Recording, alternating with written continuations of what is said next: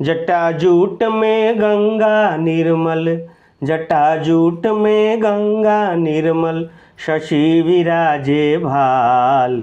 महाकाल प्रभो काटो भव भय जाल, महाकाल प्रभो काटो भव भय जाल। ओम नमः शिवाय। हमारे YouTube चैनल ग्रह गोचर के सभी दर्शकों को हमारा नमस्कार। हमारा प्रयास रहता है कि हम अपने इस YouTube चैनल के माध्यम से सनातन धर्म और संस्कृति से जुड़ी सटीक और तथ्यपूर्ण जानकारी आप तक पहुंचाएं, ताकि आजकल जो सोशल मीडिया पर भ्रम का जाल फैला हुआ है उसमें आप न फंसें और सही विधि से सही समय पे वो काम करें, ताकि भगवान शिव आपका कल्याण करें। अभी ऐसा ही एक भ्रमजाल फैला हुआ है चंद्र ग्रहण को लेकर। ग्रहण को लेकर विशेष तौर पर सोशल मीडिया पर एक हाइप मची रहती है कि ये होने वाला है, ये इस राशि के साथ ऐसी विपत्ति आने वाली है, इस राशि के लोग माला माल हो जाएंगे। जबकि ये एक प्रकृति की वैज्ञानिक तथ्यों के आधार पर भी और हमारी धार्मिक मान्यताओं के अनुसार भी यह प्रकृति की एक नियमित घटना है। फाल्गुन शुक्ल पूर्णिमा यानी 3 मार्च मंगलवार को चंद्र ग्रहण लगने वाला है। अब इस चंद्र ग्रहण को लेकर बहुत सारी बातें की जा रही हैं। तो सबसे पहले मैं आपको बता दूं कि ये भारत में जो ये चंद्र ग्रहण दिखाई देगा, ये ग्रस्तोदित चंद्र ग्रहण दिखाई देगा।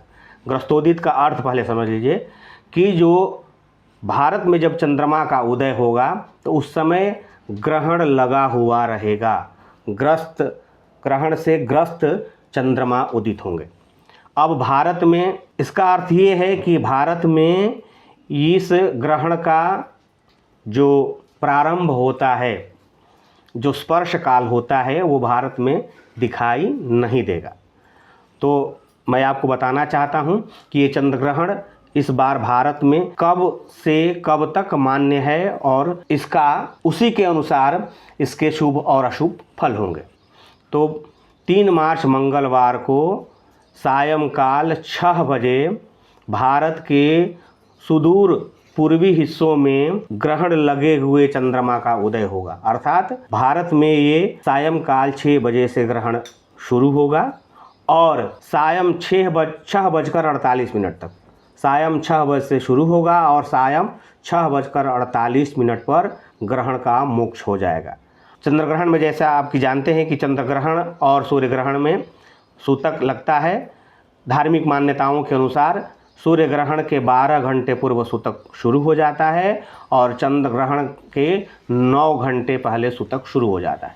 तो भारत में हमारे यहाँ इस चंद्र ग्रहण का सूतक सुबह 9 बजे से शुरू होगा और फिर सायं 6:48 पर मोक्ष काल के बाद सूतक समाप्त हो जाएगा। तो ये रही चंद्र ग्रहण के बारे में आपकी सटीक जानकारी कि चंद्र ग्रहण आखिर कब से कब तक हमारे भारत में रहेगा।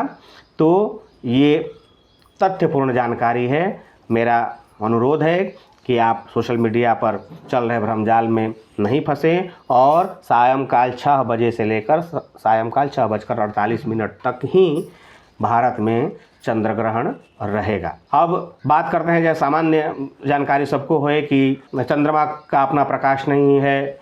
सूर्य का प्रकाश जब पृथ्वी पर पड़ता है और उसकी छाया से ही चंद्रमा प्रकाशित होते हैं। तो वैज्ञानिक तथ्यों के अनुसार मान्यता है कि चंद्रमा, सूर्य और पृथ्वी जब एक सीध में आ जाते हैं तो चंद्र ग्रहण लगता है। इससे जुड़ी कई धार्मिक कथाएं भी हैं, जिसमें एक प्रसिद्ध कथा है कि आखिर चंद्र ग्रहण क्यों लगता है। तो मैं आपको बता दूं कि धार्मिक मान्यताओं के अनुसार समुद्र मंथन के समय अमृत जब निकला तो उस अमृत को लेकर देवताओं और असुरों में फिर से विवाद शुरू हुआ, जिसके बाद भगवान विष्णु ने मोहिनी रूप धारण किया और देवताओं के बीच अमृत बांटना शुरू किया। इसी बीच जो असुर था राहु, वो छल से उसने देवताओं का वेश धारण किया और अमृत पान कर लिया। इस छल को सूर्य और चंद्रमा ने देख लिया और भगवान विष्णु को इसकी जानकारी दी, जिसके बाद क्रोधित होकर भगवान विष्णु ने राहु का सिर अपने सुदर्शन चक्र से काट दिया। लेकिन अमृत पान करने के कारण राहु अमर हो चुका था, इसलिए उसकी मृत्यु नहीं हुई। और राहु ने, सूर्य और चंद्रमा ने जो भगवान विष्णु को इसकी जानकारी दी, उस द्वेष से समय समय पर सूर्य और चंद्रमा को ग्रसता है। वही हमारे धार्मिक मान्यताओं में चंद्र ग्रहण और सूर्य ग्रहण होता है।